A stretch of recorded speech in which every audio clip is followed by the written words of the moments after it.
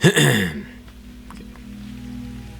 why is addiction and degenerate behavior so prevalent in today's society? We see it all over social media, and I think deep down we know that there's something wrong. That the way people are acting, and even the way that we are acting, is not right action. So why does it seem, especially in first world countries, addiction and vices and bad habits seem to be the most prevalent? And I believe it's the same reason why we tend to have more depression, more anxiety than, say, third world countries.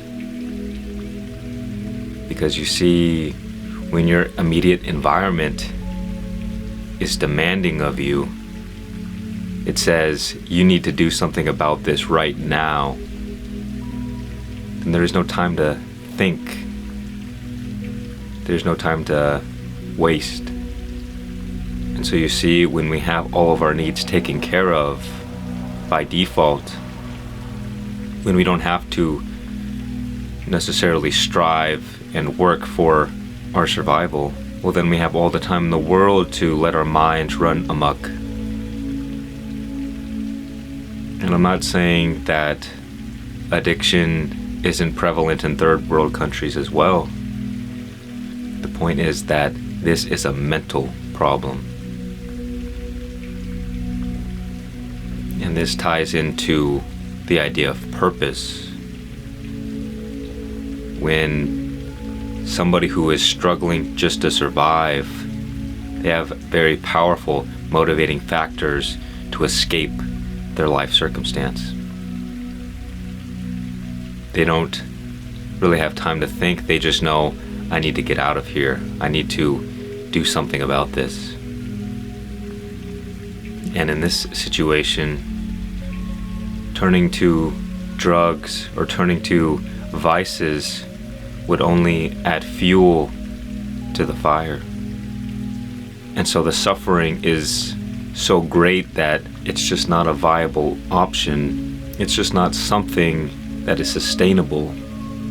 But when you have all of your needs taken care of, and you have even the financial means, then it's easy to fall to vices and addictions because there's boredom.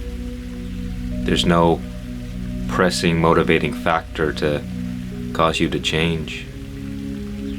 And so you can sustain these bad habits until one day you find yourself in a place that's so terrible that you really only have two options.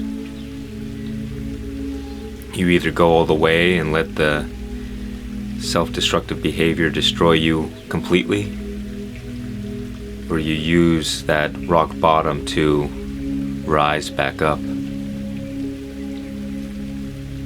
So the only difference between a first world country and a third world country is that the suffering in the third world country is more immediate, it's more pressing, and so you can't get away with self-destructive behavior so easily. Whereas in a first world country, it often takes a whole lot more suffering to get us to wake up and pay attention. And what you will find, the more you begin to pay attention and have awareness over ourselves and our actions, and even our thoughts as well, what you'll find is that it all begins with this sense of tension, this sense of grasping or desire. Or maybe you can look at it as just a sense of being uncomfortable in the moment. And what I've noticed is that when the sense of being uncomfortable arises, immediately there's just this desire to go and grasp something, to take our attention away from that uncomfortable feeling. I noticed this in myself last night, where I hadn't really eaten much that day, but it was too late to make dinner, and so I was laying in bed, and there was this slight uncomfortable feeling, this slight tension But I was watching my thoughts and I was watching everything that was arising, and I would notice that I just had this desire to go and eat something. And there was a banana nearby, and I thought, well, maybe I could eat the banana. But then I realized, well, it's not about eating something, it's about quantity. I want to eat a lot. I want to eat a lot of something. I don't want to just eat a banana. And in that I realized that that desire had nothing to do with wanting to eat something. That desire really had nothing to do with hunger, almost like an addiction as well, to using food as a coping mechanism to stress or to any kind of uncomfortable tension.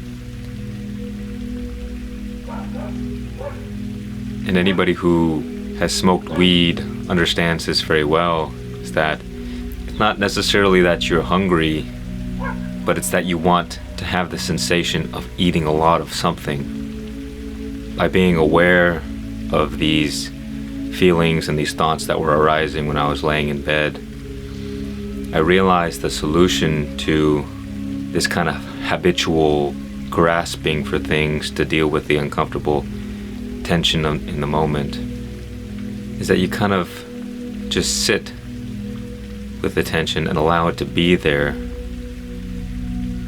You allow the uncomfortable feeling to be without reacting to it so quickly. And you see, we're always reacting to these uncomfortable feelings all the time, but we're doing it in an unconscious way. We get an uncomfortable feeling and immediately we think we need to do something about it. We need to distract ourselves from this feeling. But you see, the uncomfortable tension, it doesn't go away, it just gets pushed down and we have to deal with it later on. And so if you're struggling with addiction and vices and self-destructive behavior,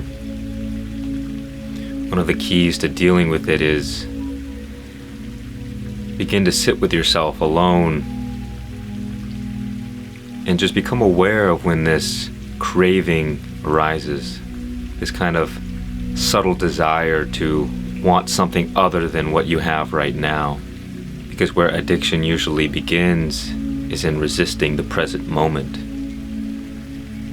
resisting uncomfortable feelings, using these temporary pleasures to soothe the stress that we experience.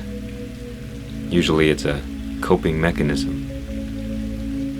And so the more we can be aware when these subtle cravings arise, we can develop some space to respond to the feeling or to the thought rather than reacting to it. But what do most of us do? We continue on in our lives just staying busy and doing things, and we're always in a state of reaction. So we get pulled in all these different directions by our emotions. It's like we're riding an elephant and the elephant just takes us where it wants to go. And so learning to manage our emotions allows us to direct our bodies, begin directing this elephant in the direction that we want to go. And this all begins with just allowing any stress, any tension, any uncomfortable feelings to just be as they are without needing to change them or do something about it. That seems to me to be the root of most addiction, is the inability to accept the present moment as it is.